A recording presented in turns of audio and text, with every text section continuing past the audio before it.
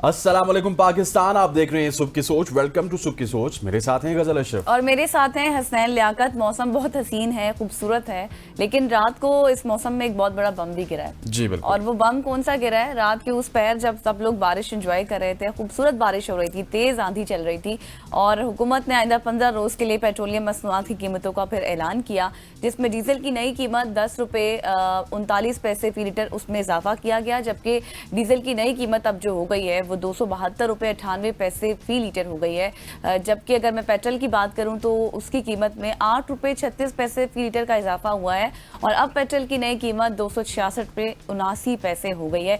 ये वो बम है जो रात को 3 बजे के करीब गिराया गया है गवर्नमेंट की जानिब से, जिसको एक्सपेक्ट नहीं किया जा रहा था कि इतना ज़्यादा आप ये कहें कि बम गिरेगा। और दूसरी जानिब अगर मैं आपको ये भी बताऊं तो रिसोर्सेज ये बता रहे हैं कि पेट्रोलियम मसनूआत की जो नई कीमतों में 2 रुपये 50 पैसे कार्बन लेवी भी आयद कर दी गई है। इसके साथ साथ पेट्रोल पर लेवी कम करके 75 रुपये 52 पैसे फी लीटर कर दी गई है, जबकि हाई स्पीड डीजल की बात करूं तो उस पर लेवी 74 रुपये 51 पैसे मुकर्रर की गई है।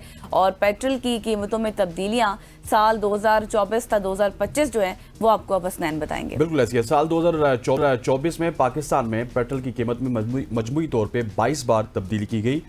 जनवरी में कीमत 267.34 रुपये फी लीटर थी, दिसंबर में 252.10 रुपये पर बंद हुई। यूं 15.24 रुपये की कमी, यानी कि 5.7% इसकी कमी रिकॉर्ड की गई। अगर 1 मार्च 2025 की बात की जाए तो मौजूदा हुकूमत ने पेट्रोल की कीमत 50 पैसे कम करके 255.63 रुपये की। इस दौरान डीजल में 5.31 रुपये की कमी देखने को मिली। 16 मार्च 2025 को आलमी तेल की कीमतों में इजाफे के बायस पेट्रोल 3.47 रुपये और डीजल 2.61 रुपये इजाफे के साथ नए रेट्स पर रिव्यू हुआ। 1 मई 2025 ओगरा की सिफारिश पर पेट्रोल में 2 रुपये फी लीटर की मजीद कमी की गई। इस वक्त पेट्रोल 252 रुपये 63 रुपये था। 1 जून 2025 आलमी मार्केट के रुझान में पेट्रोल की कीमत 253.63 रुपये बरकरार रखी गई, और 16 जून 2025 को हुकूमत ने पेट्रोल की कीमत में 4.80 रुपये फी लीटर इजाफा कर दिया। इसके बाद पेट्रोल 258.43 रुपये फी लीटर हो गया। तो ये सारी जो सूरत हाल आपको बताइए इस वक्त आप स्क्रीन पर भी देख रहे हैं, ये पेट्रोल और डीजल के हवाले से थी, जब जब पेट्रोल को महंगा किया गया या फिर कम किया गया। अब बात कर लेते हैं थोड़ी सी बिजली की कीमतों के हवाले से कि हुकूमत के आने के बाद क्या कुछ तब्दीली आई है। हुकूमत का अगर मैं 1 जुलाई की बात करूं तो मुल्क भर में बिजली की कीमत में कमी का फैसला किया गया, और नेपरा में एक दरख्वास्त भी दायर की जिसमें फी यूनिट 1.15 रुपये की कमी की सिफारिश की गई। और इस तब्दीली का इतलाक लाइफ लाइन सारफीन यानी घरेलू सारफीन के सिवा सब पर होगा। और फिर दरख्वास्त के मुताबिक जो महाना 50 यूनिट तक बिजली इस्तेमाल करते हैं उनके लिए निर्ख 3.95 रुपये फी यूनिट बरकरार रहेंगे, जबकि 50 से 100 यूनिट इस्तेमाल करने वालों के लिए जो बिजली है वो 7.74 रुपये फी यूनिट हो जाएगी। अगर मैं अप्रैल की बात करूं तो अप्रैल 2025 में वज़ीर आज़म शहबाज शरीफ ने ऐलान किया कि रिहायशी सारफीन के लिए फ़ी यूनिट कीमत में 7.41 रुपये की कमी होगी, और फिर इसी तरह कमर्शियल सारफीन के लिए भी यूनिट जो फ़ी यूनिट कीमत है उसमें 7.59 रुपये कमी की गई। और ये कमी IMF से मुज़ाकरात और पॉलिसी इस्लाहात के बाद की गई थी। फिर साल जुलाई 2023 था, उससे अगस्त 2024 के दौरान जो बिजली की कीमतों में तकरीबन 14 मरतबा इजाफा हुआ था, और फिर ये कोई कम इजाफा नहीं है, जिससे सारफीन पर लगभग आप ये कहें कि 455 अरब रुपए का इजाफी बोझ पड़ा। और उन इजाफों में सबसे बड़ी जो छलांग थी वो मार्च 2024 में देखी गई, जिसमें फी यूनिट कीमत में 7.06 रुपये का इजाफा हुआ था। तो ये थी जी बिजली की सूरत हाल। अब थोड़ी सी हम बात कर लेते हैं गैस की कीमतों के हवाले से कि गैस की कीमतें कब कब बढ़ी और कब कब कम हुई। तो मौजूदा जो गवर्नमेंट है उसके इक़्तिदार में आने के बाद अब तक गैस की जो कीमतें हैं उसमें 2 बार इजाफा किया गया। बड़ा इजाफा। एग्जैक्टली बड़ा इजाफा हुआ, और जो पहला बड़ा इजाफा था वो फरवरी 2024 में किया गया, जिसमें रिहायशी सारफीन के लिए कीमतों में 67% तक इजाफा हुआ। और दूसरा इजाफा जुलाई 2025 में किया गया, जब रिहायशी सारफीन के लिए फिक्स चार्जेस में 50% इजाफा शामिल था। ये एक ओवरऑल व्यू हमने आपको दिया है बहुत ही शॉर्ट करके समरी के तौर पर, कि आप समझ सकें कि इस मौजूदा गवर्नमेंट में कब कब बिजली की कीमतें बढ़ी, गैस की बढ़ी और पेट्रोल की बढ़ी। बिल्कुल ऐसे, और अल्लाह करे गजल जिस तरह हमने कीमतें बढ़ने का रुझान बताया, मतलब 15 रुपए कीमत बढ़ती है, 20 रुपए बढ़ती है, 67 रुपए गैस की कीमत बढ़ती है, तो हम उम्मीद करते हैं कि इसी तरह से कीमतें कम भी होंगी। कीमत बढ़ती 20 रुपए, कम 2 रुपए होती है, और वो 20 रुपए का इतना वावेला नहीं देखने को मिलता, लेकिन जो 2 रुपए कम होती है उसके गवर्नमेंट इख्तियारात भी लगाती है और हर जगह पे उसका वावेला भी करती है। सो उम्मीद है कि जिस तरह 20 रुपए कम होती है, इसी तरह से ज्यादा होती है, इस तरह से 20 रुपए कम भी हो। खवातीन वज़ात, आगे बढ़ते हैं और आगे बढ़ते हुए आपको पंजाब लिए चलते हैं।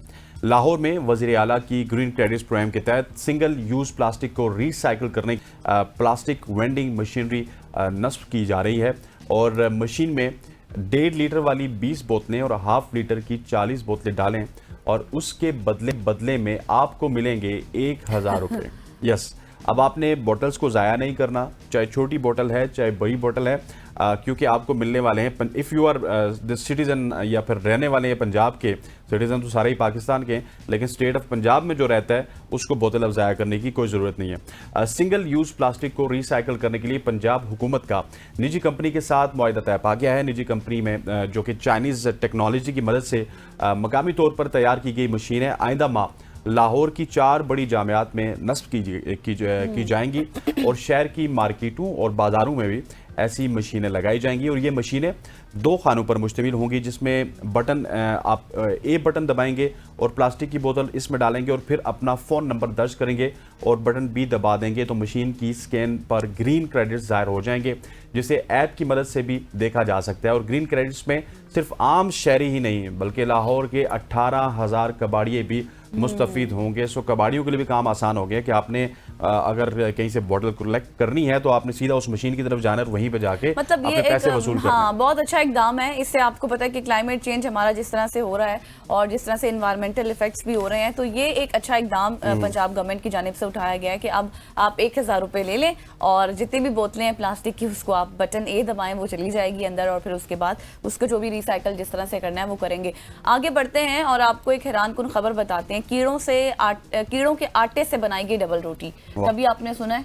जी, अभी सुनूंगा। अब भी सुन लें आप, और इससे पहले शायद आपने भी नहीं सुना होगा, मैंने भी नहीं सुना और देखने वालों ने भी नहीं सुना होगा, क्योंकि माहिरीन ने ये दावा किया है कि टिड्डों या फिर जितने भी कीड़े होते हैं या फंगस जो होता है वो, उससे बनाई गई नई डबल रोटी दुनिया पर मंडलाते ग़िज़ाई बहरान से लड़ने में आपको बहुत ज़्यादा मदद दे सकती है। और कामयाब होने वाला इंसेक्ट फ्लोर यानी कि जो कीड़ों का आटा होता है वो प्रोजेक्ट मैक्सिको की डॉक्टर की जानिब से ये तैयार किया गया, और मुहक्किकीन ने ये भी बताया है, जो टीम थी रिसर्च करने वाली उनकी जानिब से, कि इसके ऊपर बहुत ज़्यादा अब रिसर्च भी हो रही है, तवज्जो भी हो रही है लोगों की, क्योंकि मुस्तकबिल में ग़िज़ा की दस्तयाबी भी दस्तयाब हो सकती है। और साइंसदानों ने मैक्सिको और ग्वाटेमाला में पाए जाने वाले जितने भी कीड़े मकोड़े थे उनकी एक किस्म का इस्तेमाल करते हुए ख़ास किस्म का आटा बनाया, और उन्हें डबल रोटी की बुनियाद बनाने के लिए अजनास में जो पाए जाने वाले कीड़े हैं उनका भी इस्तेमाल किया, और इसके अलावा आटे में खाने के काबिल जो फंगस है उसको भी मिलाया गया।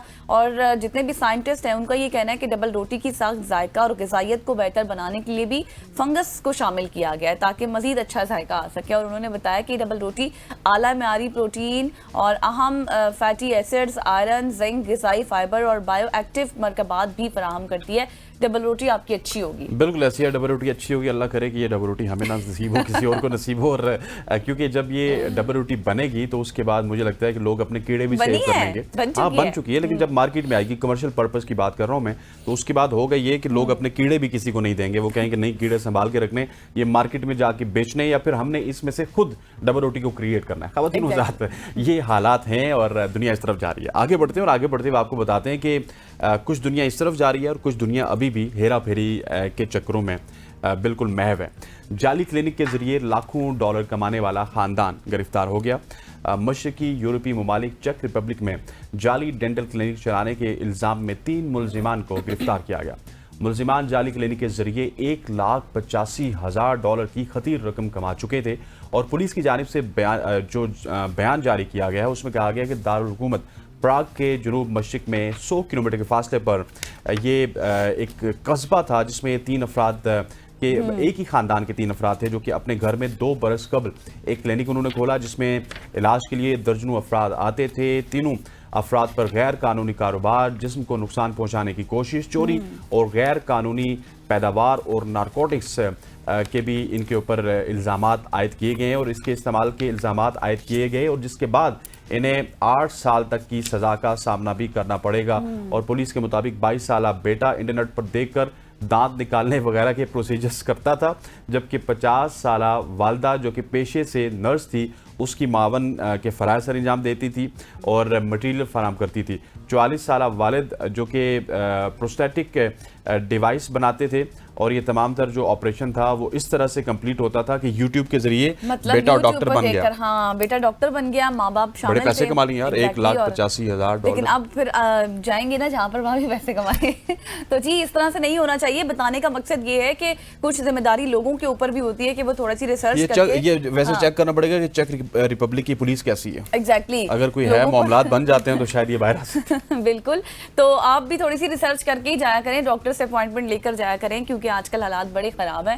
آگے بڑھتے ہیں اور انڈیا میں آپ کو لے چلتے ہیں جہاں پر آپ کو بتائیں کہ رتلام میں ایک حیران کن واقعہ پیش آیا ہے جہاں پر ایک شخص نیناما نے دعویٰ کیا ہے کہ اسے ایک نجی اسپتال میں زبردستی یرغمال بنایا گیا اور اس کی بیوی اور والدہ سے 1 لاکھ روپے وصول کیے گئے ہیں۔ نیناما جو لڑکی ہے وہ کہہ رہی ہے کہ لڑائی میں زخمی ہونے کے بعد اسپتال مجھے لایا گیا جہاں ڈاکٹرز نے اسے کوما میں قرار دے کر اس کی ریڑھ کی ہڈی میں شدید فریکچر کا بہانہ بنایا اور اہل خانہ نے جان کے خوف سے دوستوں اور رشتہ داروں سے بھی پیسے بھی ادھار لے لیے اور فوری طور پر انہوں نے رقم بھی جمع کرا دی اسپتال میں کہ ہماری بیٹی ٹھیک ہو جائے۔ تاہم اگلے لمحے سب حیران رہ گئے جب نیناما خود چلتا ہوا ICU سے باہر آتا دکھائی دیتا ہے۔ مطلب اچھا یہ لڑکی تھی، لڑکا ہے، میں سمجھ رہی تھی لڑکی ہے نیناما۔ نیناما نے انکشاف کیا کہ اسپتال کے 5 ملازمین نے اسے زبردستی پکڑ کر رکھا اور خاندان کو پیسوں کے لیے دباؤ ڈالا اور یہ واقعہ اب ایک ممکنہ میڈیکل فراڈ کے طور پر بھی سامنے آ چکا ہے جس پر عوامی سطح پر شدید رد عمل بھی دیکھنے میں آ رہا ہے کہ اس طرح سے یہ کیسے ہو سکتا ہے کہ آپ کسی کا مطلب آپ کو پتہ ہی نہیں ہے کہ آپ کیا کر رہے ہیں اور اس سے آپ پیسے بھی وصول کر رہے ہیں۔ بالکل ایسی ہے، دیٹس ویری انفارچونیٹ۔ یہ ہمارے پڑوس بھارت کے ایشوز ہیں جو کہ ہم یہاں پہ ڈسکس کر رہے ہیں اور ہمارے یہاں بھی کوئی حالات بھی اتنے زیادہ اچھے نہیں ہیں۔ ان کے پاس بھی تمام تر عسکری قیادت موجود ہے، عسکری قیادت کیا کہوں، عسکری صلاحیت موجود ہے، لیکن اس طرح کے واقعات وہاں پہ بھی ہوتے ہیں اور ہمارے پاس بھی سب کچھ موجود تھا لیکن سوات والا واقعہ ہمارے پاس بھی ہوتا ہے۔ خواتین وزارت آگے بڑھتے ہیں اور آگے بڑھتے ہوئے آپ کو بتاتے ہیں عسکری قیادت کی جب بات آئی تھی تو اب چین میں ایک عسکری تحقیقی ادارے نے مچھر کے سائز کے جاسوس ڈرون کی رونمائی کر دی ہے۔ اب اس طرح کے ڈرون بالکل نہیں ہوں گے جنگوں پہ جو آپ کے اوپر سے گزریں گے، آپ ان کو مار سکیں گے۔ اس کی باریک ٹانگیں ہیں اور یہ 2 اس کے پر بھی ہیں جو 2 پر رکھتے ہیں جس کو سمارٹ فون کے ذریعے آپ کنٹرول کر سکتے ہیں اور اس مچھر نما ڈرون میں سینسر نصب کیے گئے ہیں جو اس کو خفیہ ملٹری آپریشنز کے لیے کارآمد بناتے ہیں۔ اس طرح کے چھوٹے چھوٹے بائیونک روبوٹ جنگ کے میدانوں میں خصوصی مشن اور معلومات اکٹھا کرنے کے لیے کارآمد ہوں گے اور یہ گیجٹ کمرشل اور ملٹری معاملات میں مائکرو ڈرونز کے استعمال کے بڑھتے رجحان کا حصہ ہے۔ اس کو بنانے والے محققین کا دعویٰ ہے کہ اس کو ماحولیات اور آفات کی نگرانی جیسے معاملات کے لیے استعمال کیا جا سکے گا جبکہ مستقبل میں اس سے مصنوعی زرگی بھی کی جا سکے گی۔ اب ڈرون بڑے ہی سوفسٹیکیٹڈ ہوں گے، مچھر جتنا ڈرون بھی آپ دیکھیں گی مارکیٹ میں اور اس کو مارنے کے لیے مچھر جتنی گولی بھی ہوگی شاید یا مچھر جتنا کوئی جو ہے نا ڈیفنس سسٹم ہوگا مچھر والا جو اس کو مارے گا۔ ظاہر ٹیکنالوجی کی طرف جا رہا ہے، ساری دنیا جا رہی ہے تو پاکستان بھی جائے گا اور آگے آگے بڑھے گا اور جس طرح سے بڑھے گا تو معاملات بھی بہتر ہوتے جائیں گے۔ بالکل ایسے ہے۔ خواتین وزارت آگے بڑھتے اور آگے بڑھتے ہوئے پہلے آپ کو بتاتے ہیں ایک اچھی خبر ہمارے پاس، نیا سن لائٹ 2-in-1 جو آپ کے کپڑوں کو دے شاندار صفائی اور مہکتی تازگی۔ سن لائٹ دے آپ کے کپڑوں کو بے داغ صفائی لیمن کی طاقت سے کے ساتھ جو کپڑوں کی گہرائی میں جا کے میل کچیل نکالے اور نہ صرف یہ بلکہ یہ آپ کے کپڑوں کو دے ایک مہکتی خوشبو جو دے صفائی کا مہکتا انداز، کیونکہ مہکتے کپڑے ہی ہیں اصلی صفائی کی پہچان۔ ایگزیکٹلی جی خواتین وزارت اس کو ٹرائی ضرور کیجیے گا۔ یہاں پہ وقت ہو جاتا ہے ایک شارٹ سی کمرشل بریک کا، بریک لیتے ہیں واپس آتے ہیں، اسٹے ود اس۔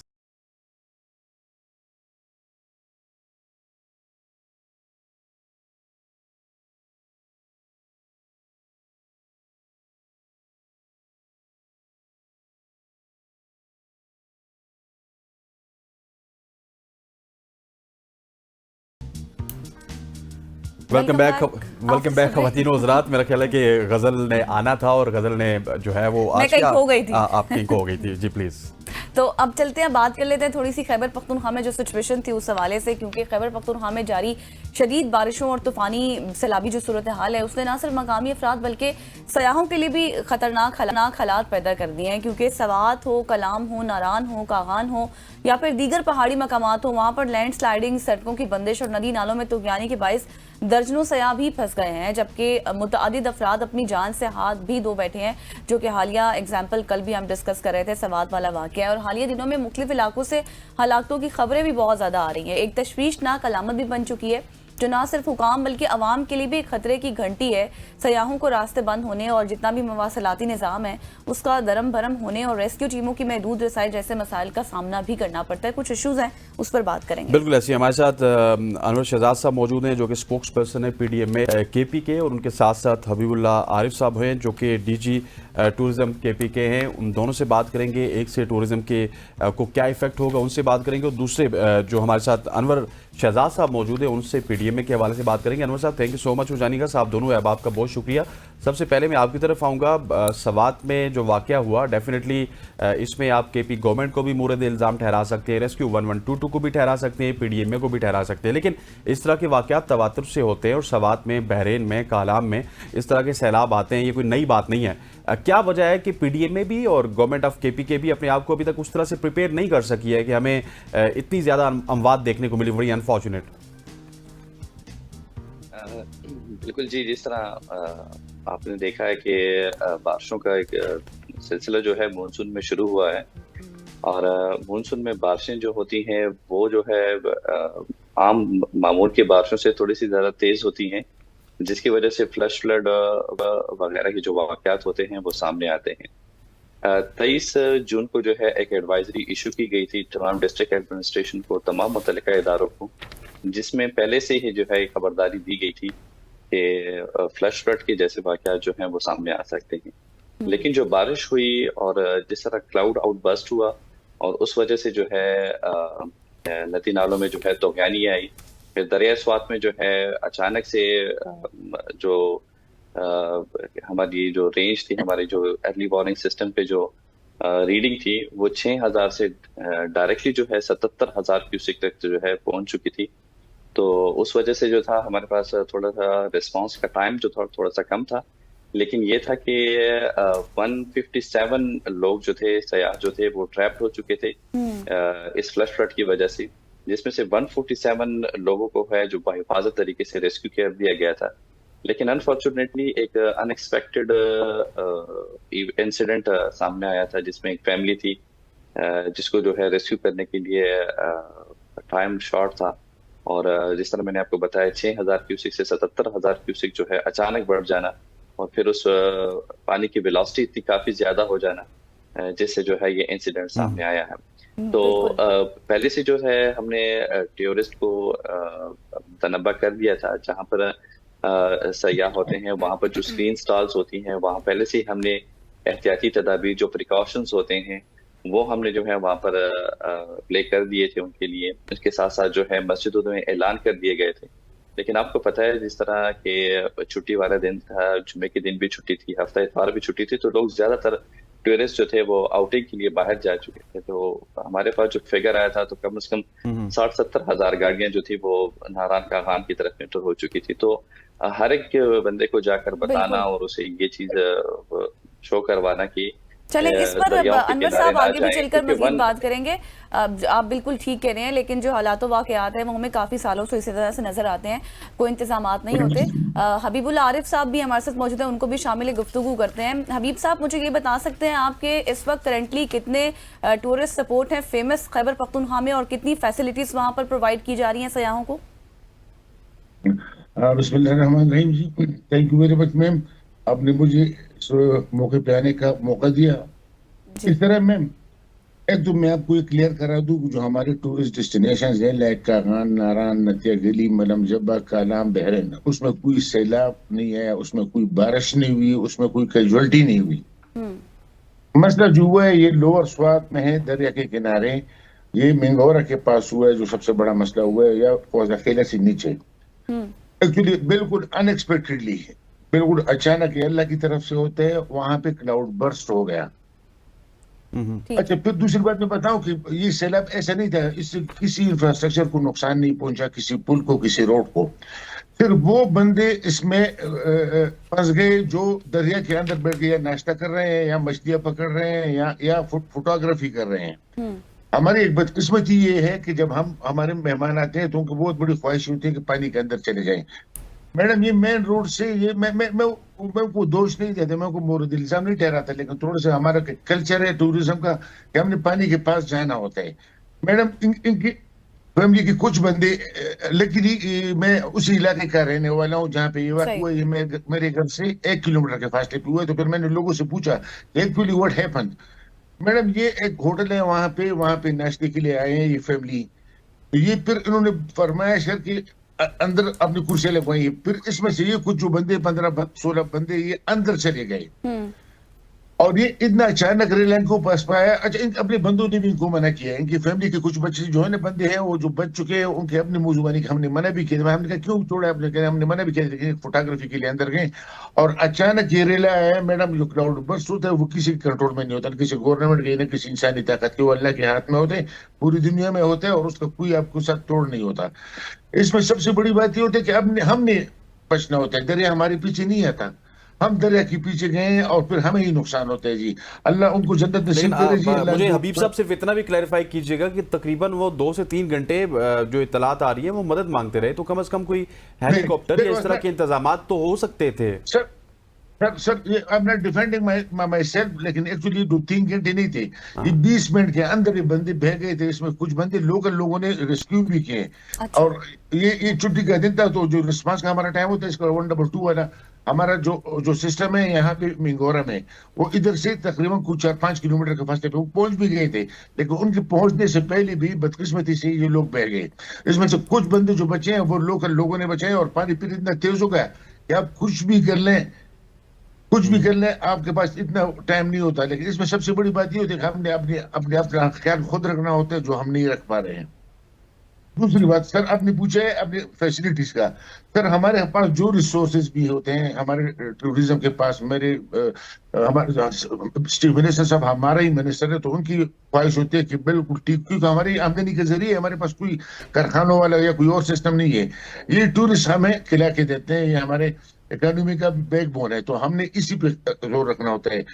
हमारे पास रिसोर्सेज भी काफी है, लेकिन जगह बहुत ज्यादा है। हमारे पास 150 से के पास मेरे पास टूरिज्म पुलिस है। आप जब भी जाएंगे हमारे सूबे के अंदर, आपको हमारे टूरिज्म का पुलिस मिलेगा। वो रूटीन का पुलिस नहीं होता है, वो सिर्फ सपोर्ट करता है। तो किसी बंदे को, किसी टूरिस्ट को कोई मसला हो तो उसकी हेल्प करता है। क्योंकि हमारे जो पीडीएमए है वो अवेलेबल होती है, उनका अपने दफ्तरों में होता है, और वो एडवाइजरीज भी जारी करते हैं। हमारे पास सामान भी होते हैं, लेकिन अगर आप उस अच्छा, अभी वीडियोस आपने को देख पीटीएम लें में तो के हवाले से बात की है ना, हबीबुल्लाह साहब, अनवर साहब भी हमारे साथ मौजूद हैं। अनवर साहब, अब ये कोई, जैसे मैंने पहले भी कहा था कि ये कोई पहला वाकया तो नहीं था। अब इस वाकये से 1 हफ्ता कबल ही हम देखें तो वो कश्ती उलटने का भी वाकया, जिसमें एक ही खानदान के 5 अफराद भी वो भी फोत हो गए थे। मुझे ये बताएगा कि कोई ऐसी सूरत हाल पर या फिर ऐसी सिचुएशंस पर, ऐसे स्पॉट्स पर कोई स्मार्ट टेक्नोलॉजी का इस्तेमाल नहीं किया जाता रिगार्डिंग डिजास्टर मैनेजमेंट, ताकि नोटिफाई किया जा सके पब्लिक को? मैडम, अगर आपकी इजाजत हो तो मैं इसका जवाब दे दूं। जी, अनवर साहब तो जवाब लेने के बाद आप ऐड कर दीजिएगा, क्योंकि मैं उधर गया हूँ जी, अनवर और साहब। क्या भी है खुद की क्या ठीक, हुआ। अनवर साहब से थोड़ा सा जवाब ले लेते जी। जी जी बिल्कुल, टेक्नोलॉजी वगैरह सब कुछ मौजूद होती है। मैंने जिस तरह आपको कहा है कि जिस तरह डीजी टूरिज्म ने भी आपको बताया है कि हम पानी की तरफ खुद ही जाते हैं, और जो हमारे पास जो इस तरह की सिचुएशन होती है इसमें रिस्पांस का टाइम बहुत कम होता है। क्योंकि मैंने आपको बताया कि जिस तरह ये लोग, फैमिली जो है, इनके इंसिडेंट पेश आया है, यहाँ जो फ्लश फ्लड होता है ये किसी के कंट्रोल में नहीं होता। अच्छा, ये फ्लैश फ्लड इतनी तेज होता है, इसकी वेलोसिटी इतनी काफी ज्यादा तेज होती है कि इसको किसी भी दुनिया की किसी भी टेक्नोलॉजी बिल्कुल ऐसे। लेकिन अनवर साहब, मेरा ख्याल है कि यहाँ पे हम उन वो जो दरिया के किनारे होटल होते हैं उनको तंबीह जरूर कर सकते हैं कि आप कम से कम अपने होटल्स को थोड़ा सा पीछे कर लें, कुछ प्रिकॉशनरी मेजरमेंट ले लें। हमारे पास वक्त खत्म हो गया। डी साहब आपका बहुत शुक्रिया, अनवर साहब आपका बहुत शुक्रिया, thank you so much for joining us. ख़वातीन हज़रात, हम सवाल तो और भी ज़्यादा करना चाहते हैं, पता है कि ब्रेक भी लेनी पड़ती है, आगे भी बढ़ना पड़ता है। सो यहाँ पे वक्त वो चाहता है एक शॉर्ट सी कमर्शियल ब्रेक का ब्रेक लेते हैं, वापस आते हैं। स्टे विद अस।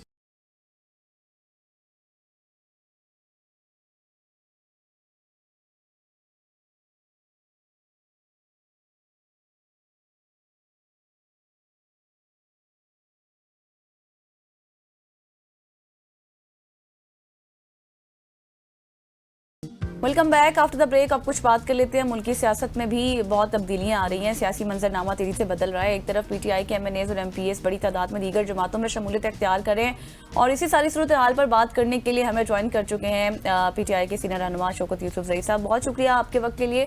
शौकत साहब, सबसे पहले तो मुझे बताएं कि आपकी कई एमपीएस ने पीपल्स पार्टी में शमूलियत इख्तियार कर रहे हैं या फिर कर चुके हैं, क्या मौक़िफ़ है आपका इस पर? बिस्मिल्लाहिर्रहमानिर्रहीम, बहुत शुक्रिया। देखिए, जब भी इस तरह की सिचुएशन बनती है ना, तो ये प्रोपेगेंडा चलता है और प्रोपेगेंडा का मकसद ये होता है कि लोगों को डिसहार्ट किया जाए, पार्टियों से तोड़ा जाए। और ये कोई नई बात नहीं है, पहले भी बड़ी बड़ी आफरें आई हैं तारीख इंसाफ के लोगों को, लेकिन अल्हम्दुलिल्लाह तारीख इंसाफ को कोई नहीं तोड़ सका है, ना उनके लोगों को तोड़ सका है। कोशिशें होंगी, पहले भी हुई हैं, जब भी सेनेट का इलेक्शन होता है और बड़ी बड़ी आफरें होती थी, हमें भी होती रही हैं, लेकिन कभी भी अल्हम्दुलिल्लाह मुझे यकीन है कि तारीख इंसाफ का कोई भी एमपीए मेंबर कहीं भी इधर उधर नहीं जाएगा। और ये अपनी कोशिशें करें, ये क्योंकि इनके पास हराम का पैसा है, करप्शन का पैसा है, वो हमेशा शौकत साहब, मुझे ये भी बताइएगा कि ठीक है आपके एमपीएस इधर उधर नहीं जा रहे, लेकिन आप लोगों की इमरान खान से मुलाकात भी नहीं हो रही। जो डायरेक्शंस आपको डायरेक्टली मिलती हैं, जुनैद अकबर का कहना है कि वो 18 बार कोशिश कर चुके हैं, खान साहब से मुलाकात नहीं हुई, इसके अलावा गंडापुर साहब की मुलाकात नहीं हुई, तो डायरेक्शंस नहीं मिल रही, तो आपका क्या फिर लाएअमल होगा? मेरे ख्याल से अब तो मैंने तो सबसे रिक्वेस्ट की है, जितने भी हमारे सीनियर लीडरशिप है या ओहदेदार हैं, उन सबसे यही रिक्वेस्ट की है कि ये इस तरह के जो इल्जामात हैं एक दूसरे पे ना लगाएं, मिल बैठ कर मसले का हल निकालें। मेरा नहीं ख्याल है अब अलीमा खान साहिबा को नहीं छोड़ा जा रहा तो उसमें अली अमीन का कौन सा रोल है। मेरा ये ख्याल है कि हम अली अमीन गंडापुर अगर सीएम है ना, तो उनको इमरान खान ने बनाया है, किसी और ने नहीं बनाया है। इसी तरह अगर जुनैद अकबर साहब सदर हैं पार्टी के, तो उनको भी इमरान खान ने बनाया। तो एक दूसरे जो इमरान खान का एतमाद है उसको बरकरार रखना चाहिए, एक दूसरे के साथ मिल बैठ कर इशू को हल करना चाहिए। मुश्किल वक्त है पार्टी के ऊपर और ये इत्तेहाद मिलकर ही इस बहरान से निकला जा सकता है। तो अगर उन्होंने ये कहा है कि जी तो कोई जाहिर है उनके पास कोई सबूत होंगे, फिर क्योंकि मेरे इल्म में ऐसी कोई बात नहीं है। और अली अमीन गंडापुर रोकेगा क्यों जुनैद अकबर को? अगर वो सपोज वो मिलना भी चाहते हैं तो क्यों रोकेगा? लेकिन ये कि अगर जुनैद अकबर ये बात कर रहे हैं तो वो एक जिम्मेदार आदमी है, जिम्मेदार ओहदेदार है, सूबाई सदर हैं वो। अच्छा शौकत साहब, थोड़ा सा फिर पढ़ते हैं, मुझे ये बताइएगा थोड़ा सा कि इमरान खान को सरप्लस बजट पर क्या एतराज़ है और आपको लगता है कि ये जो हुकूमती इक़दाम है वो अवाम के हक में नहीं था? देखिए, सरप्लस बजट पे एतराज़ की बात नहीं है, उनका ये उनकी ख्वाहिश थी कि जो बजट हो वो पीटीआई के विजन के मुताबिक हो, उनके विजन के मुताबिक हो। तो कोशिश तो की गई है और उनको बता भी दिया गया है कि जी इन चीज़ों को हमने फोकस किया है, जैसे हेल्थ है, एजुकेशन है, लोगों को रोजगार देना है, इंफ्रास्ट्रक्चर ठीक करना है, सिस्टम को बनाना है, ये सारी चीज़ें, पुलिस को स्ट्रेंथन करना है, तो वो सारी चीज़ें उनको बता दी गई हैं। लेकिन चूंकि उनकी ख्वाहिश थी कि सारी टीम आके मेरे साथ बैठ जाए, लेकिन बदकिस्मती से जो फॉर्म 47 की गवर्नमेंट है उन्होंने मुलाकात की इजाज़त नहीं दी और एक कन्फ्यूजन डेवलप करने की कोशिश की कि इमरान खान कहेगा कि जी पास ना करें और ये अगर पास नहीं करेंगे तो हम हुकूमत तोड़ देंगे और हमारा वो लगा लेंगे, गवर्नर राज लगा लेंगे, इमरजेंसी लगा लेंगे, माशी इमरजेंसी। तो ये सारी चीजें उनकी एक शौकत साहब, ये जो कंफ्यूजन की आप बात कर रहे हैं, मैं फिर दूसरी तरफ चला जाऊंगा। गजल ने बजट को छेड़ा था कि अलीमा खान फिर कह रही हैं कि अली अमीन गंडापुर इमरान खान को माइनस कर रहे हैं, मतलब फिर अली अमीन गंडापुर कुछ और कह रहे हैं। कंफ्यूजन तो गवर्नमेंट नहीं बल्कि आपकी पार्टी और फिर इमरान खान के जो रफका हैं या फिर करीबी घर वाले वो पैदा कर रहे हैं। देखिए, मैंने अर्ज किया कि कोई भी माइनस नहीं कर सकता इमरान खान को, उसके साथ पाकिस्तान की 70-80% आवाम खड़ी है, कौन उसको माइनस करेगा? हुकूमत उसकी है केपी में। तो अलीमा खान साहब चूँकि ज़्यादा उनके जज्बात हैं, उनके भाई के साथ ज्यादतियाँ हो रही हैं और तो वो उन्होंने इमरान खान की ख्वाहिश थी कि बजट जो है वो मेरी मर्जी से पास हो, लेकिन जाहिर है अब उन्होंने मुलाकात की इजाज़त नहीं दे रही थी हुकूमत, तो उसमें अली अमीन के पास ऑप्शन क्या था? अगर वो बजट ना पास करते तो हुकूमत वैसे ही ख़त्म हो जानी थी, और अगर बजट पास कर दिया तो ये ऑप्शन मौजूद है। अगर हुकूमत इमरान खान अगर अब हुकूमत ख़त्म करना चाहते हैं खुद या असम्बली तालील करना चाहते हैं तो अभी भी आर्डर दे सकते हैं अली अमीन गंडापुर को, अभी भी उस पर अमल दरामद हो सकता है। तो मेरे ख्याल से ये जो बात करना कि जो ठीक। माइनस सही। अच्छा शौकत साहब, मुझे आखिर में ये बता, ये बातें तो इसी तरह से चलती रहेंगी, कब से हम सुनते आ रहे हैं। मुझे ये बताएं कि इमरान खान की रिहाई के हवाले से क्या कोई पेशरफ्त हो सकी है? क्या आवाम को जल्द कोई अच्छी खबर सुनने को मिल सकती है या फिर नहीं? बिल्कुल है इंशाल्लाह ताला, और यही कोशिश है कि एक मुत्तफिका लाएमल का ऐलान कर दिया जाए। आज रात को भी अच्छा, पार्लिमानी पार्टी का इजलास बुलाया गया है। इंशाल्लाह ताला अच्छे फैसले होंगे। और अब इसके बाद तो हमने हुकूमत करने के साथ साथ जो है ना, हमने मेन फोकस वो इमरान खान की रिहाई पे रखना है, क्योंकि जितना ताखीर वो उनकी होगी इतना मुल्क तबाही की तरफ जाएगा। इस वक्त महंगाई का हालात देख लें, पाकिस्तान में आप पेट्रोल भी महंगा हो रहा है, ये हो रही है, और चीज हमसे बातें, ये लोगों के लिए तो जीना आराम। बिल्कुल। अब एक अस्पताल की ऑक्सीजन नहीं कम होगी, मैं समझता हूँ दाम की ऑक्सीजन कम हो रही है, और ये जो 30-35 करोड़ की आवाम है, बिल्कुल ऐसे सबका शौकत साहब, अब ऑक्सीजन का आपने ना आवाम को थोड़ा सा और डरा दिया। मेरे ख्याल आज 8 रोल महंगा हुआ है, तो आप कह रहे हैं कि और भी महंगा होगा, लेकिन चले अल्लाह करे कि ऐसा ना हो। Thank you so much for joining us. Shaukat Yousafzai साहब हमारे साथ मौजूद है, पाकिस्तान तहरीक इंसाफ के सीनियर रहनुमा। यहाँ पे वक्त हो जाता है एक शॉर्ट सी कमर्शियल ब्रेक का। ब्रेक लेते हैं, वापस आते हैं, स्टे विद अस।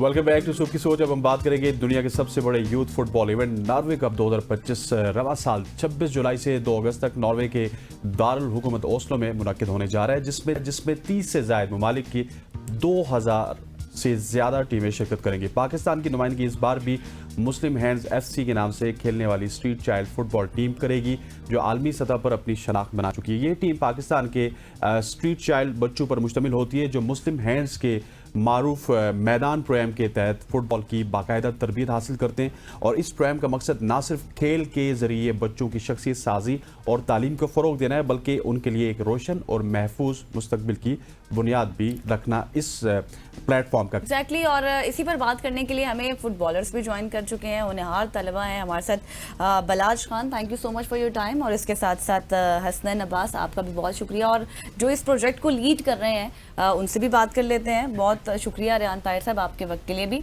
सबसे पहले तो मुझे डेफिनेशन क्लियर कीजिएगा, या फिर मुझे या फिर देखने वालों के लिए, कि एक्चुअल ये वर्ड जो हम इस्तेमाल करते हैं ना, कि जो स्ट्रीट चाइल्ड है, हमारे जहनों में तो एक ही बात आती है कि बस ठीक है, जो गली वगैरह में खेलते हैं बच्चे वही है। तो ये सारा क्लियर कीजिएगा कि इसका काम करने का मकसद क्या है। जिनका कुछ भी नहीं होता, मतलब नादार बच्चे या इस तरह की हम बहुत शुक्रिया जी ABN का। हमेशा की तरह आप लोगों ने हमें हमारे काम को और हमारे इस प्रोजेक्ट को सराहने के लिए एक, मैं समझता हूँ कि हमेशा रावल दस्ते के तौर पे किरदार अदा किया इस मीडिया के प्लेटफॉर्म से। प्रोजेक्ट मैदान के 4 अहदाफ हैं जो कि इस डेफिनेशन की जानिब हमें लेकर जाएंगे। राइट टू प्ले, खेल का हक, राइट टू आइडेंटिटी, शनाख्त का हक, राइट टू एजुकेट, तालीम का हक, एंड राइट टू ड्रीम, उसका ख्वाब, उसका एक जो ड्रीम है उसका भी उसको एक हक हासिल है कि मेरा ख्वाब है कि मैं ना सिर्फ मुकामी सतह पर, कौमी सतह पर और आलमी सतह पर जाकर अपने आप को बनवा सकूँ। स्ट्रीट चिल्ड्रन वो बच्चे होते हैं as per the definition of UN कि जो 10 से 12 घंटे गली कूचों में बगैर किसी की सुपरविजन के वक्त गुजारते हैं, और उनके पास वो वसाइल ना हो जिन वसाइल के साथ वो एक आम बच्चा, जो हमारा बच्चा, या एक अच्छे जो है ना वो नमूद नुमाइश के साथ जो बच्चा पल बढ़ रहा है उसके साथ उसका मुवाजना किया जा सके। तो उस बच्चे को ज़रूरत होती है कि वो माशरे की जो तलखियाँ हैं वो अपने साथ लेके जीता। वो किसी दुकान में काम करने वाला छोटा पप्पू भी हो सकता है, वो घर का तो बड़ा है लेकिन वो किसी होटल पे काम करने वाला कारीगर भी हो सकता है। वो गली कूचों में जब उसके वालिदैन अगर चले गए, खेती बाड़ी कर रहे हैं, काम कर रहे हैं, तो वो घर सुबह निकला 9 बजे घर से बाहर और रात तक वो घर ही नहीं है ना। घर वालों ने उसको पूछा, उनके पास टाइम नहीं है, इंटेंशंस नहीं है, वसाइल नहीं है, और उनको ये ख्याल भी नहीं है कि गली कूचों में या इसको बगैर किसी सोच के माशरे में भेजने से शायद इसका कैरियर या फ्यूचर तबाह हो जाएगा। हम ऐसे बच्चों को, जो बच्चे हैं जिनको जो जुम्मे के जुम्मे खेल रहे हैं, या जो तालीम के साथ साथ चाहते हैं कि हम अपने मुस्तकबिल को कहीं पर तो बनवा सकें, तो जहाँ गवर्नमेंट अपना काम कर रही है وسائل کی کمی بھی ہے، پاکستان اس وقت بہت سارے مسائل میں گرا بھی ہے، اچھائیاں بھی ہو رہی ہیں، تو وہاں پر سپورٹس فور ڈیولپمنٹ کے تحت ہم نے اس پروجیکٹ میدان کو 2014 میں لانچ کیا. پاکستان نے پہلی مرتبہ برازیل کے عالمی فٹ بال اسٹریٹ چائلڈ ورلڈ کپ میں شرکت کی اور تیسری پوزیشن حاصل کی. وہاں سے یہ سلسلہ چل نکلا اور اس کے بعد ہزاروں بچے پروجیکٹ میدان کا حصہ رہے. اور حسنین جانتے بھی ہوں گے کہ ہمارے 5 بچے اس وقت قومی فٹ بال اسکواڈ ٹیم کا حصہ بھی ہیں. کئی بچے جو ہیں اس وقت 30 سے زائد جو ڈپارٹمنٹس ہیں، مختلف شعبہ جات ہیں، وہاں پر وہ کھیل رہے ہیں. کچھ بچے ابھی پچھلے ہفتے کی اگر میں آپ کو سکسیس سٹوری سناؤں تو ہمارے ایک بچے کو ریسنٹلی پاکستان نیوی جوائن کرنے کا موقع ملا اور وہ وہاں پر ہیں. تو یہ وہی بچے ہیں کہ جو مختلف میدانوں میں کھیلتے تھے، اپنے علاقوں میں کھیلتے تھے، اور پروجیکٹ میدان کے تحت جو 30 سے زائد ہماری اسٹریٹ کنیکٹڈ اکیڈمیز ہیں، ہم ان بچوں کو نہ صرف ان اکیڈمیز کو نہ صرف اکوپ کرتے ہیں، ان کے کوچز کو نہ صرف معاونت کرتے ہیں، مالی معاونت کے ساتھ ساتھ ان کو ہم جو ہے اسٹریم لائن میں لانے کے لیے کوشش کرتے ہیں اور پھر وہاں سے ان بچوں کو آن پہ کرتے ہیں. جی، یہ پروجیکٹ میدان کا حصہ ہے، یہ پروجیکٹ میدان کا خاصہ ہے اور مسلم ہینڈز اس کو سپورٹ کرتا ہے. اور پرائم منسٹر یوتھ پروگرام کا میں شکر ادا کرتا ہوں رانا مشہود صاحب کا کہ جنہوں نے قوم کے ان بچوں کو تقویت دینے میں اپنا ہمیشہ سے کردار ادا کیا. اور اس سال بھی یہ ٹیم جو ہے پاکستان کی نمائندگی کرے گی اور وزیر اعظم کا جو پروگرام ہے یوتھ پروگرام، یہ اس کا حصہ ہے. ٹھیک ہو گیا. اب تھوڑا سا بالاج کی جانب جاتے ہیں. حسنین بھی ہمارے ساتھ موجود ہے. بالاج، آپ یہ بتائیے گا کہ آپ کب سے اس پروجیکٹ کا حصہ ہیں، اسٹریٹ چائلڈ ٹیم میں کھیل رہے ہیں؟ حسین آپ بھی بتائیے گا. دونوں سے یہی سوال ہے. اور ساتھ ساتھ یہ بتائیے گا کہ ایک ہم شیل دیکھتے ہیں ریان بھائی کہ جب بھی اسٹریٹ چائلڈ ٹیم جاتی ہے تو وہ فائنل پہنچتی ہے لیکن فائنل کی لائن عبور نہیں کرتی. تو اس دفعہ کیا ارادے ہیں آپ لوگوں کے؟ انشاءاللہ سر جیت کے آئیں گے تو مسلمین کا نام روشن کریں گے اور پاکستان کا نام روشن کریں گے. ہم نے بہت محنت کی، تقریباً 3 مہینے سے لگے ہوئے ہیں اور ہمارا کوچ رشید صاحب ہمارے ساتھ بہت محنت کر رہے ہیں اور مسلمین ہمیں اچھے ہاسٹل وغیرہ کھانا پینا صحیح دے رہے ہیں. انشاءاللہ اس بار ہم جیت کے آئیں گے، میڈل لے کے آئیں گے. اسی دفعہ کھانا کھا جی جس طرح اس نے بتایا یہ ٹھیک کہہ رہا ہے. انشاءاللہ ہم اس دفعہ ضرور فائنل جیت کر لائیں گے اور پاکستان کا نام روشن کریں گے اور مسلم ہینڈ کا نام روشن کریں گے. جیسا کہ رشید صاحب ہم پہ بہت دنوں سے محنت کروا رہے ہیں اور اس محنت کا ہمیں صلہ ضرور ملے گا اور ہم پاکستان کا نام روشن کریں گے اور اس دفعہ ضرور فائنل جیت کر لائیں گے. انشاءاللہ آپ پاکستان کا نام روشن کریں گے اور جیت کر بھی آئیں گے، ہماری بھی دعا ہے. لیکن یہ بتائیں کہ پریکٹس کس طرح سے کرتے ہیں، کس طرح سے ٹریننگ کرتے ہیں؟ سارا دن بزی رہتا ہے آپ کا؟ نہیں، ہم صبح فجر ٹائم اٹھتے ہیں، نماز پڑھتے ہیں، پھر ہم 6 بجے جاتے ہیں، 5 بجے جاتے ہیں گراؤنڈ. تقریباً 8-9 بجے ہم گراؤنڈ سے واپس آتے ہیں، ٹریننگ کرتے ہیں، پھر ہم ناشتہ کرتے ہیں، پھر ہم ریسٹ کرتے ہیں. اچھا. پھر ہم شام 4 بجے گراؤنڈ جاتے ہیں اور 7:30 بجے واپس آتے ہیں ٹریننگ کر کے اور پھر ہم ریسٹ کرتے ہیں. ٹھیک ہو گیا. اچھا ریان صاحب مجھے یہ بتائیے گا کہ آپ کیونکہ اس ٹیم کے ساتھ ٹریول بھی کرتے ہیں، پروجیکٹ لیڈ بھی ہیں، اس ٹیم کی ٹریولنگ بھی دوسری ٹیمز کی طرح ہوتی ہے جیسے کرکٹ ٹیمز جاتی ہیں، فٹ بال ٹیمز جاتی ہیں، یا دیٹ از بٹ ڈیفیکلٹ یا بٹ ڈفرنٹ فرام دیم؟ اچھا، ایک تو جو یہ دونوں نوجوان ہمارے سامنے موجود ہیں یہ پاکستان کے 2 مختلف شہروں سے، ایک کا تعلق لورالائی سے ہے، ایک کا تعلق فیصل آباد کے گاؤں چک نمبر 239 سے. اب یہ نئے بچے، آپ کو پتہ ہے کہ ہم جب قومی ٹیمز کے معاملات دیکھ رہے ہوتے ہیں تو آپ کو پتہ ہے کہ وہاں پر بھی بہت سارے چیلنجز آپ خود بھی سفر کرتے ہیں اور آپ کو اندازہ ہوتا ہے. یہ وہ بچے ہیں جو 18 سال سے کم عمر ہے، تو ہمیں ان کو وہی چائلڈ ایڈوائزری کو ہمیں فالو کرنا ہے جو کہ انٹرنیشنل رولز کے مطابق، جن کے مطابق ان کو ڈالنا بھی ہے اور ہم نے اپنے آپ کو تیار بھی کرنا ہے. پھر ان کی جو ٹریولنگ ہے وہ بہت زیادہ سینسٹیو بھی ہوتی ہے کہ جہاں پر ان کو لے جانے کے لیے تمام معاملات کو ہم بڑے ہی ایک اپنے خاص تناظر میں اس کو دیکھ رہے ہوتے ہیں، پرکھ رہے ہوتے ہیں، ان کے سامان کی ویریفیکیشن سے لے کر ان کے وہاں پہنچنے تک، اور وہاں پر جو ان کا انتظام و انصرام اور کھانا پینا چیزیں ہر چیز میں، ہر دائرے میں. اور یہ ایک بڑے اعزاز کی بات ہے کہ ان 11 عالمی دوروں کے دوران، چاہے وہ برازیل ہو، چاہے وہ قطر ہو، چاہے وہ ناروے، متعدد بار ہم جا چکے ہیں اور مختلف بچوں کو لے کے جا چکے ہیں تاکہ یہ جب عالمی سطح پر جائیں اور واپس آ کر پھر ان کا ایک مقام بھی بنے اور یہ اپنے مستقبل کو روشن کر سکیں. ایک بچہ بھی حسنین صاحب، یہ اس پروجیکٹ کی میں ختم خوبی ہے کہ وہ کہیں پر کسی بھی عالمی بڑے یورپ کے ملک میں بھی سکپ نہیں ہوا، جو کہ مسلم ہینڈز کے اس پروجیکٹ میدان کا خاص ہے. دوسری بات، الحمدللہ ہم پہ لوگ اعتماد کرتے ہیں.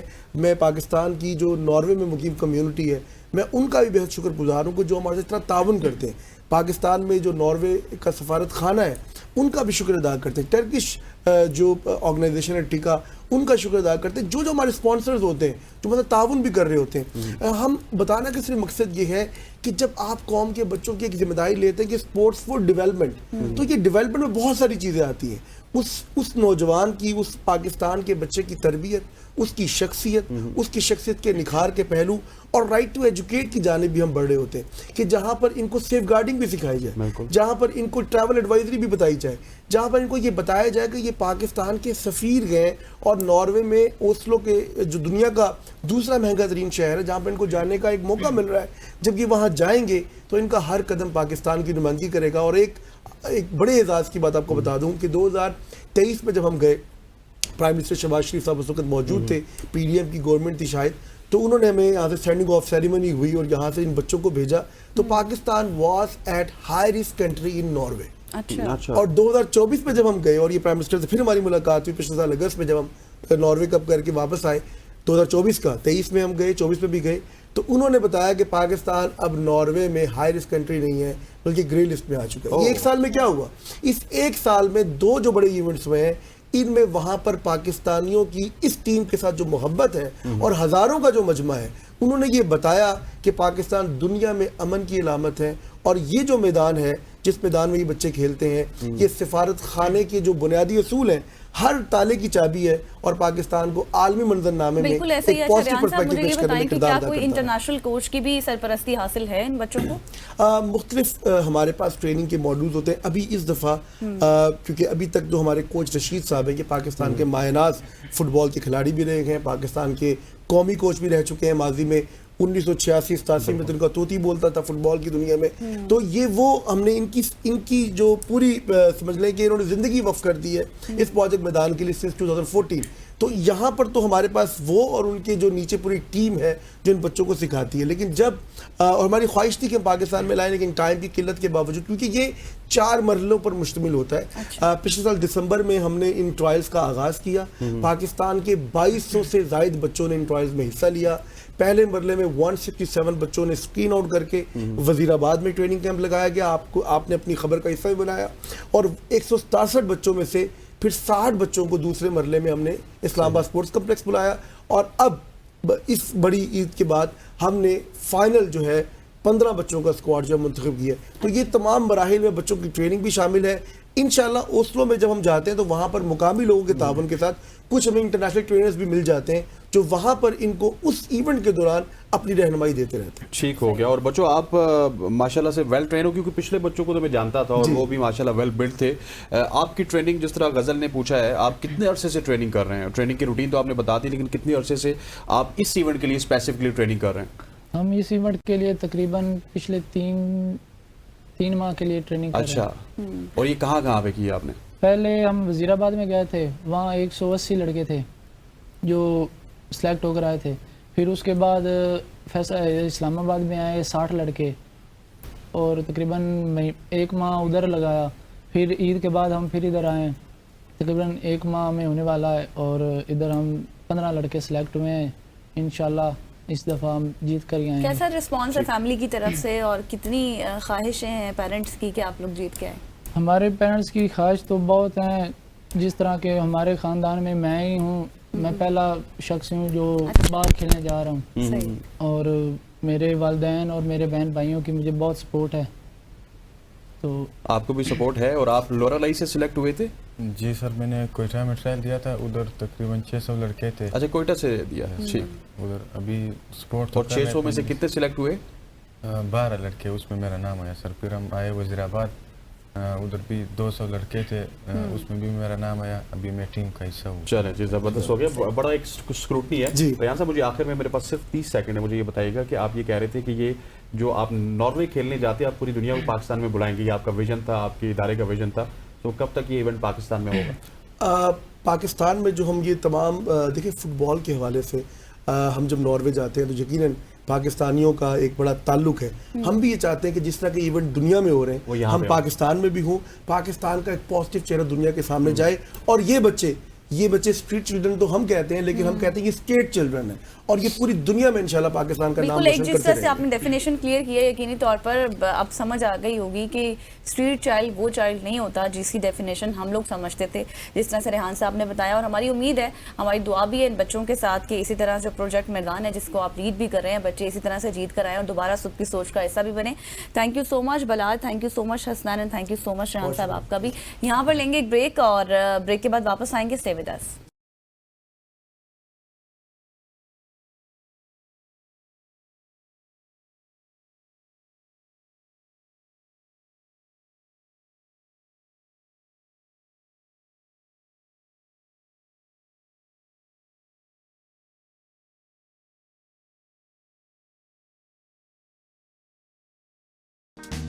ویلکم بیک خواتین و حضرات. اب ہم آپ کو لیے چلیں گے کشمیر کی خوبصورت پہاڑیوں پہ.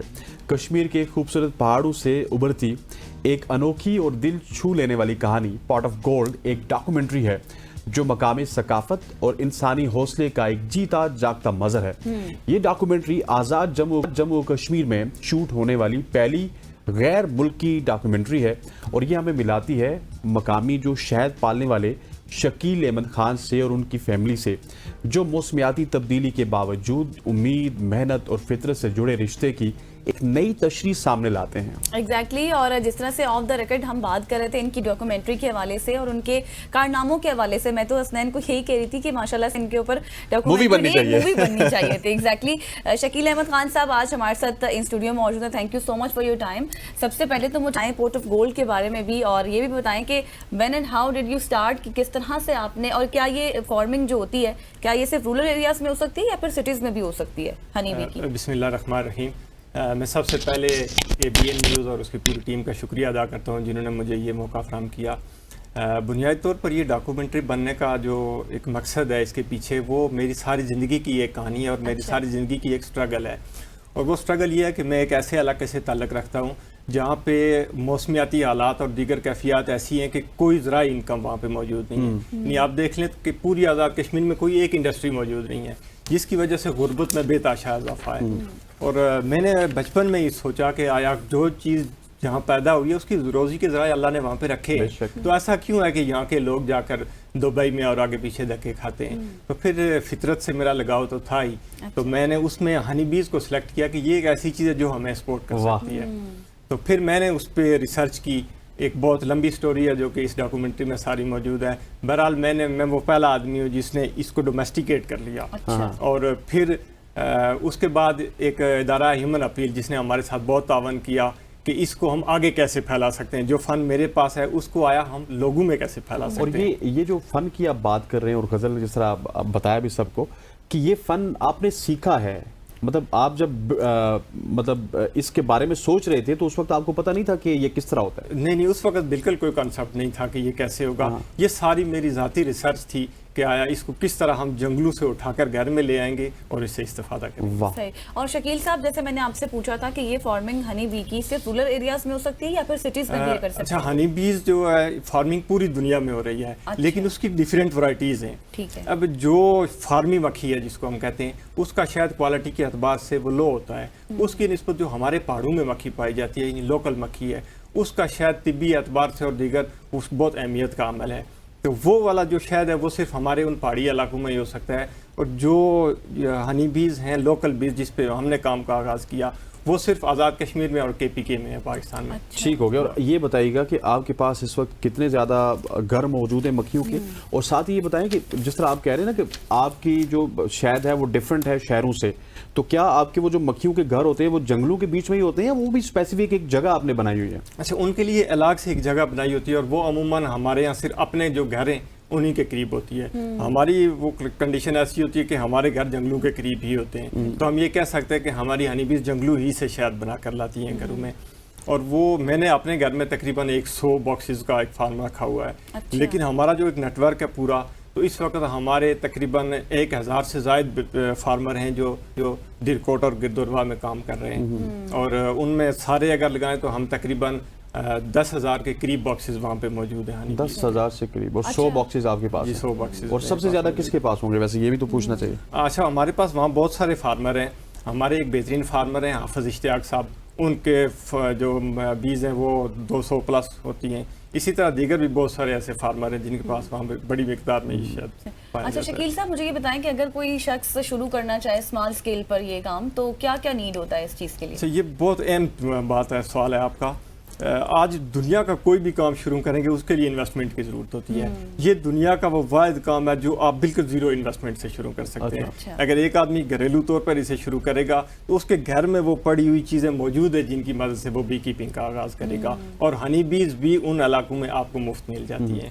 اور یہ طریقہ کار کیا ہوتا ہے ویسے؟ اگر میں غزل یا کیمرے کے پیچھے بیٹھے احمد صاحب یہ سوچیں گے یا زہیب صاحب یہ سوچیں گے کہ ہم ہنی بی کا کام کرنا چاہتے ہیں، ہمیں سب سے پہلے ہوگا یار مکھیاں کھاتی بہت ہیں، تو یہ ٹیکنیک کیا ہے؟ اس کے لیے سب سے پہلے یہ ہے کہ ہم ایک 3 روزہ ٹریننگ کرواتے ہیں. صرف 3 روزہ؟ صرف 3 روزہ. اس میں وہ سب بیسک جو ٹیکنیکس ہیں ہم سکھاتے ہیں کہ آیا وہ کیا کیا ہے جس کی وجہ سے مکھیاں آپ کو بھی نہیں لڑیں گی، آپ کا نقصان بھی نہیں کریں گی، اور آپ ان کو قابو کر سکتے ہیں اور گھر میں رکھ سکتے ہیں.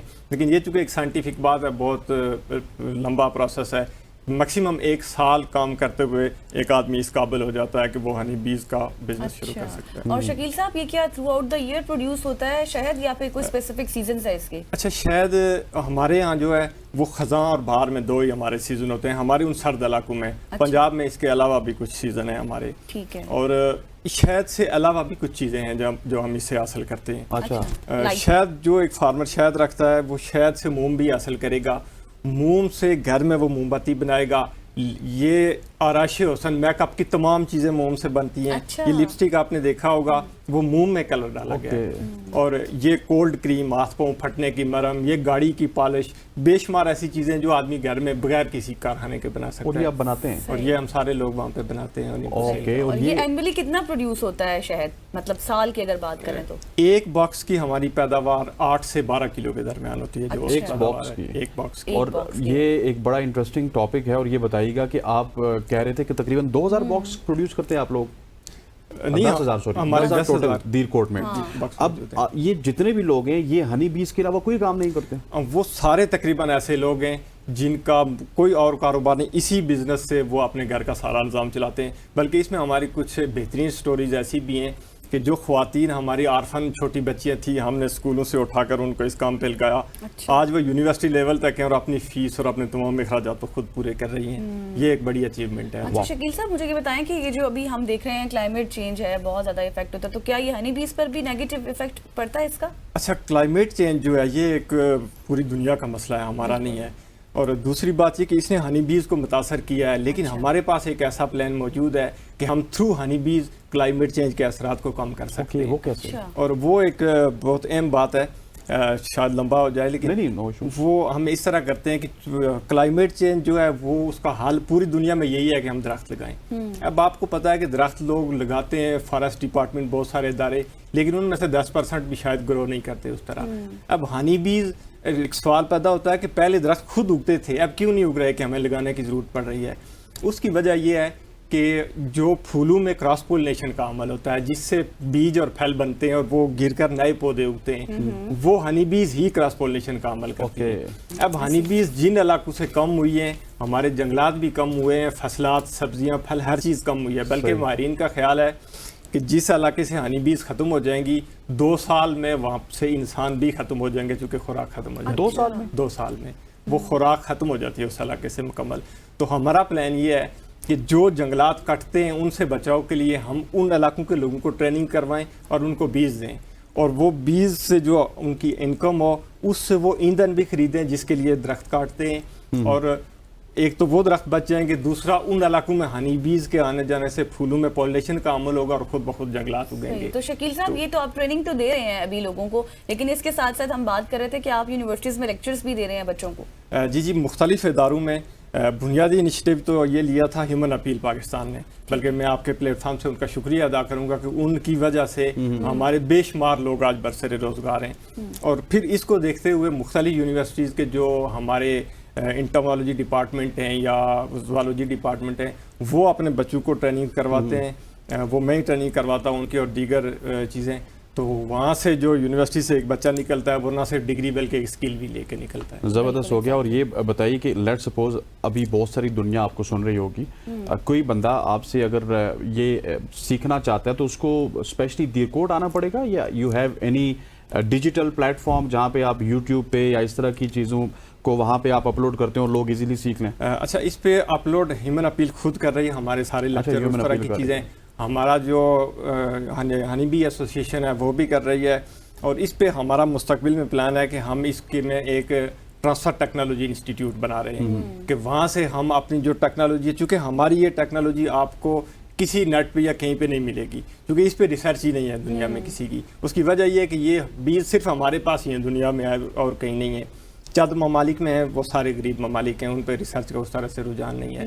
तो हमारा ये ख्याल है कि हम एक ऐसे इंस्टीट्यूट बना लें जहाँ से हम इस टेक्नोलॉजी को ट्रांसफ़र करें, इससे दीगर दुनिया भी फ़ायदा उठाए और ये एक अच्छी इंडस्ट्री बन सही। जाए। तो क्या ये जो आप ट्रेनिंग्स वगैरह दे रहे हैं लोगों को, उसकी कोई भी आपने फीस मुतय्यन की हुई है या फिर नहीं? जी, इसकी फ़ीस हम लोगों से नहीं ले रहे, बल्कि मुझे इसकी फ़ीस ह्यूमन अपील और दीगर इस तरह की NGOs पे करती हैं।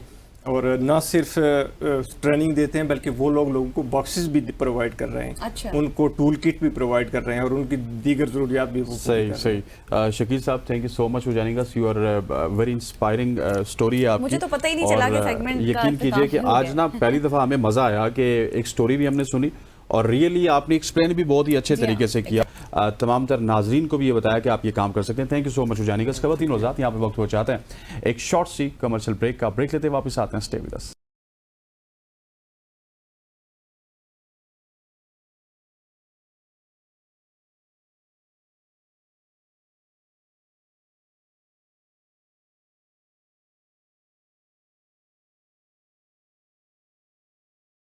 Welcome back after the break. और अब कुछ बात कर लेते हैं हम, क्योंकि बच्चों के हवाले से, क्योंकि बचपन आपको पता है खेलने, सीखने और ख्वाब देखने का वक्त होता है, लेकिन पाकिस्तान में हज़ारों बच्चियां ऐसी हैं या बच्चे ऐसे हैं जो वक्त आप कहें कि ज़बरदस्ती से जिनकी शादियां करा दी जाती हैं और कम उम्री में शादी करा दी जाती है। और एक ऐसा ये खामोश अलमिया है जो ना सिर्फ बच्चों के मुस्तकबिल बल्कि पूरे माशरे के लिए एक गहरा ख़तरा भी बन चुका है। और आज इस शो में हम बात करेंगे, कुछ लॉज भी आए हैं जिनके ऊपर तनकीद भी की जा रही है कुछ जमातों की जानिब से कि जो कम उम्री में शादी है उसके क्या क्या नुकसानात हो सकते हैं और इस पर फिर क्या असरात पड़ते हैं। सबसे बड़ी बात यह है मेंटल इफेक्ट कितना होता है, जो बच्चे होते हैं उनकी जहनी हालत किस तरह से मुतासर होती है। इन इशूज़ पर हम बात करेंगे। बिल्कुल ऐसी है। और इन पे बात करने के लिए हमारे साथ मौजूद हैं सिद्रा सौदुज़ई साहब। ये हमारे साथ पार्डन, ये हमारे साथ आती रहती हैं और काम इनके ऐसे हैं कि साहब भी आप इनको कह सकते हैं माशाल्लाह से। Sidra, thank you so much for joining अस।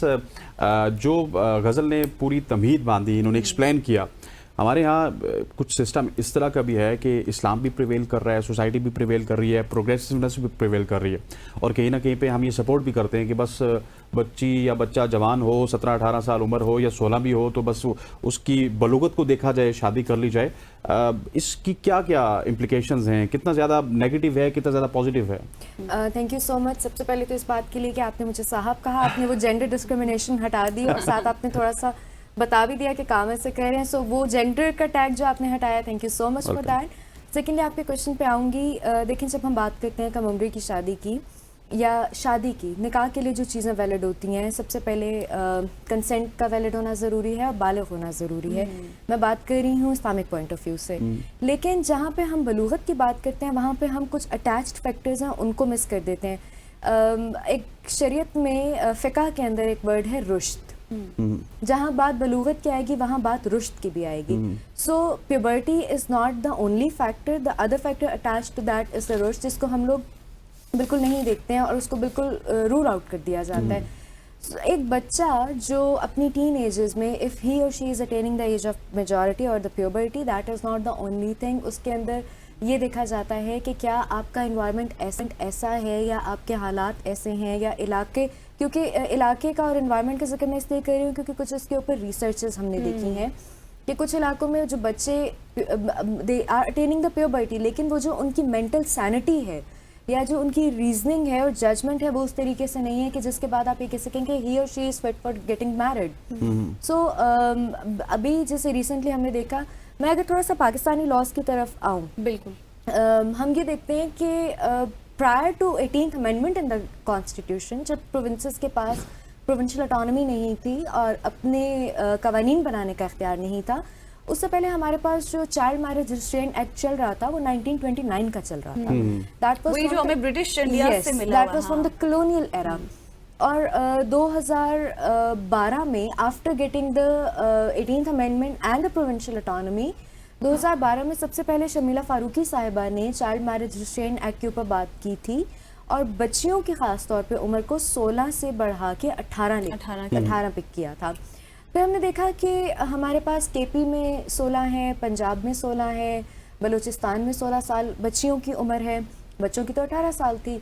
और हमारे पास आईसीटी में जो लॉज मौजूद थे फेडरल में, वहाँ पे भी बच्चियों की उम्र 16 साल थी. तो एक हमने देखा कि ये जो यूनिफॉर्मिटी नहीं थी लॉज के अंदर, इसका बहुत ज़्यादा मिसयूज़ हुआ. मैं एक बहुत इंपॉर्टेंट केस यहाँ पे कोट करना चाहूँगी, दुआ जहरा केस, कि जहाँ पे she fled from her own province, she entered into Punjab because वहाँ पे 18 साल थी, यहाँ पे 16 साल थी. ओके. तो इस चीज़ का बहुत ज़्यादा मिसयूज़ किया गया. रिसेंटली हमने देखा जून में हमारे प्रेसिडेंट साहब ने असेंट दिया on the child marriage registration act bill कि आप इस उम्र को बढ़ा के 18 कर दिया जाए. सो अभी इस्लामाबाद में और सिंध की हद तक तो 18 साल है, लेकिन अदर प्रोविंसेस में वहाँ पर ये इस तरह से नहीं हो रहा. 16. अच्छा, व्हेन वी टॉक अबाउट कि एक बच्चे की शादी कर दी जाती है, अब अगर गार्डियंस भी बच्चे की शादी कर रहे हैं, सो वो भी एक जुर्म के मुर्तकब हो रहे हैं. उसके ऊपर आपके पास पेनल्टीज भी मौजूद हैं, उसके ऊपर आपके पास जो है वो फाइन भी मौजूद है.